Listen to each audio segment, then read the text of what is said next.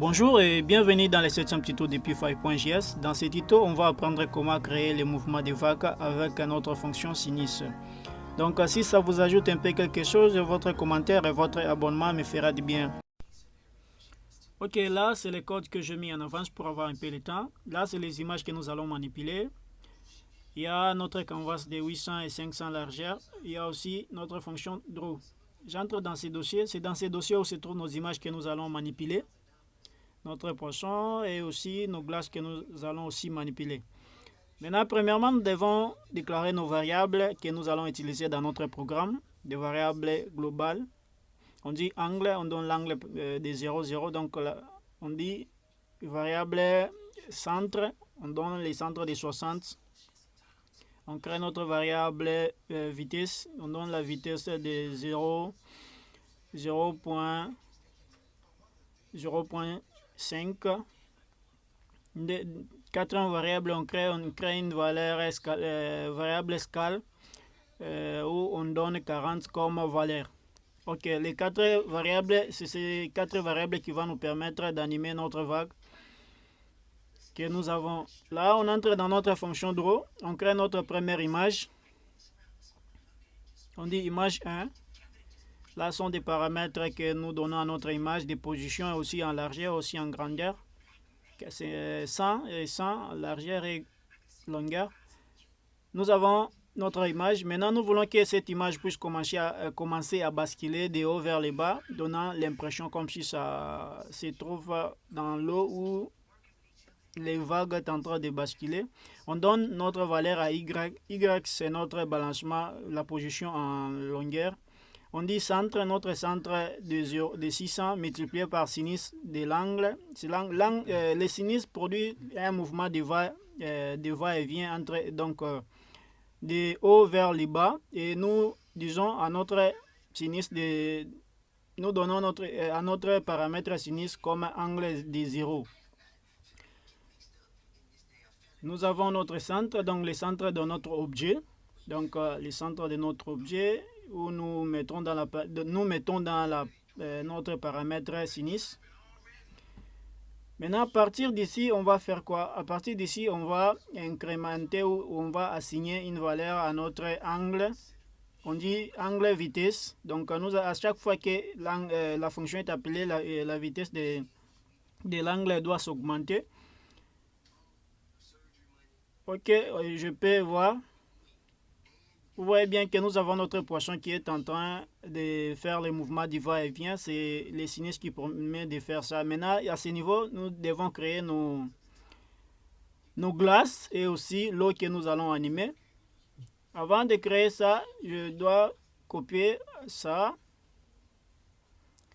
pour me permettre un peu d'être rapide et les coller quelque part ici.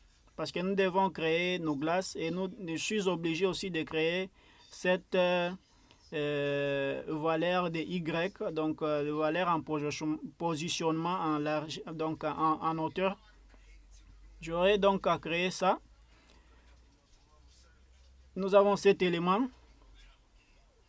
Maintenant, sur cet élément, je dois commencer par mettre, chaque élément doit avoir son identifiant, Y1, Y2, Y5, Y6 et Y7 comme ce que nous allons là.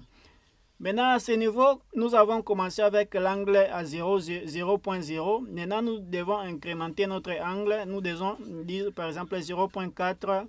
À ce niveau, nous mettons 0.8.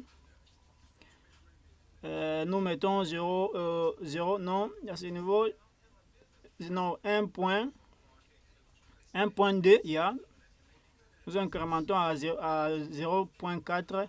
Là, on met plus 1.6, yeah.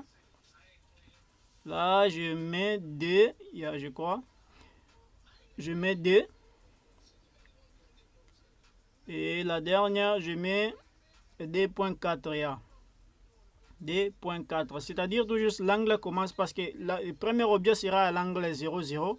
Maintenant, le deuxième objet sera à l'angle 0.4, 0.8, D, 6.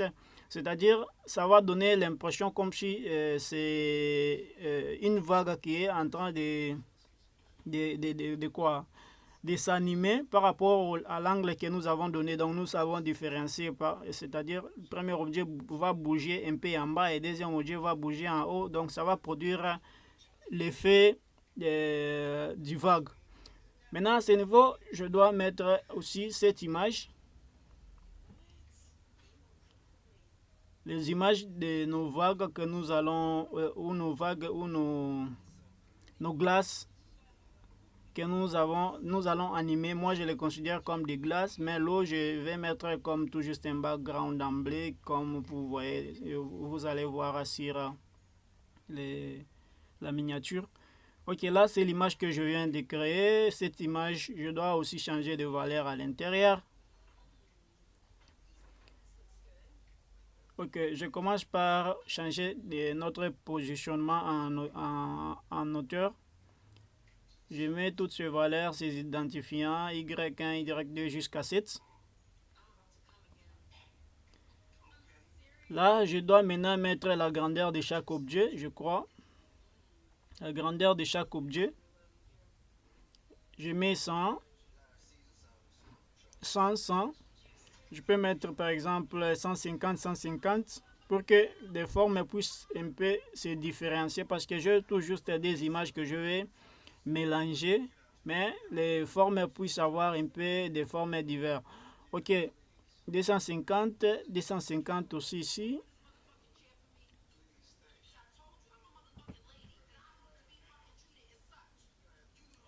Je peux mettre un dessin quelque part là et aussi un dessin.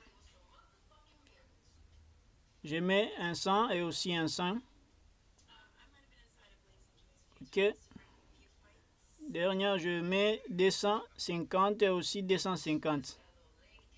Ok, on a mis la grandeur en largeur et en hauteur de notre objet. Maintenant, je dois quoi? Je dois aussi mettre les images à chaque objet. Image 2, celui-ci sera comme image 1, image 2 peut-être. Celui-ci, image 3, je recommence encore par peut-être image 2, je mets image 3, donc je les tire tout juste au hasard pour que ça puisse un peu se mélanger. À ce niveau, je dois maintenant mettre aussi notre positionnement, donc la valeur en largeur, la position en largeur. Je commence à partir de là parce que les deux premiers, je dois les bouger avec un X. Je mets par hasard des nombres comme vous voyez, 400, 880, je peux mettre aussi 560, ok. Bon, avant de faire bouger, je dois mettre d'abord les nombres ici pour voir comment est-ce que ça va donner, puis je vais les bouger après. Là, nous avons notre animation. Là, nous avons notre animation de vagues. Là, je considère cela comme des glaces, mais je vais mettre de l'eau après. Maintenant, je vais faire bouger notre poisson. Je vais faire bouger notre poisson pour voir comment est-ce que ça va donner. Maintenant, pour faire bouger notre poisson, nous devons incrémenter une valeur quelque part là. On doit mettre un X comme variable. Ok. Maintenant, je mets X, on assigne la valeur vitesse. Donc, vitesse. À chaque fois que la fonction est appelée, il y aura une valeur qui sera ajoutée à notre position en largeur. Donc l'élément va se dessiner plusieurs fois dans les canvas. Maintenant, je déclare les variables parce que j'ai assigné là, mais je ne vais pas déclarer à l'extérieur nos variables globaux. Je dis x égale, je donne par exemple, ça va commencer à partir de 80, mais à partir de 80, je dois aussi incrémenter une valeur même de 1 pour que ça puisse se déplacer à une distance comme vitesse, ok, de 1. Ok, là je viens de finir, on peut voir comment est-ce que ça va donner. Ok, notre poisson commence à se déplacer. Notre poisson commence à se déplacer. poisson commence à se déplacer. Maintenant, là, je dois créer de l'eau. Je dois créer de l'eau, mais je vais essayer quelque chose ici. Je vais essayer quelque chose pour voir comment est-ce que ça va donner. Les glaces, ça ne se voit pas bien. Hein? Je vais essayer quelque chose. Ok. Wow.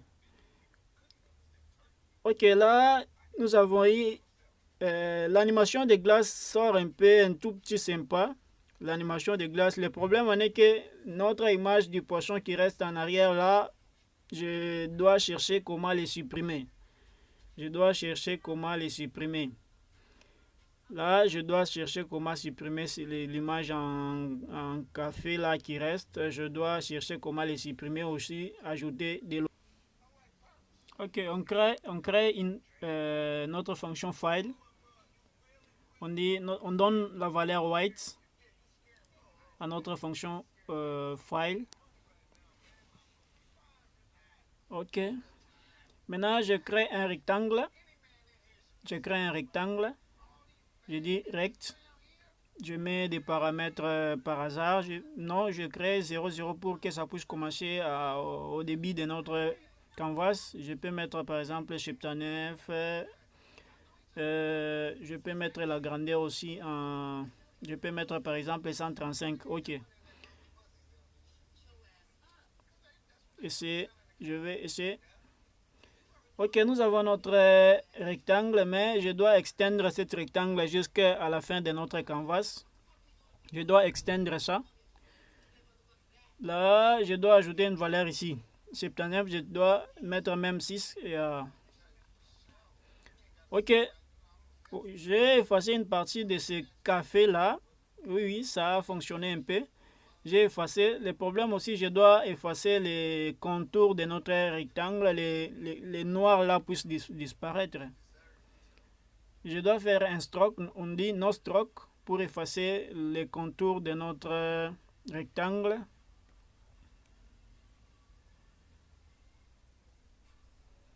Ok. Ok, j'ai effacé les contours du rectangle. J'ai effacé les contours du rectangle.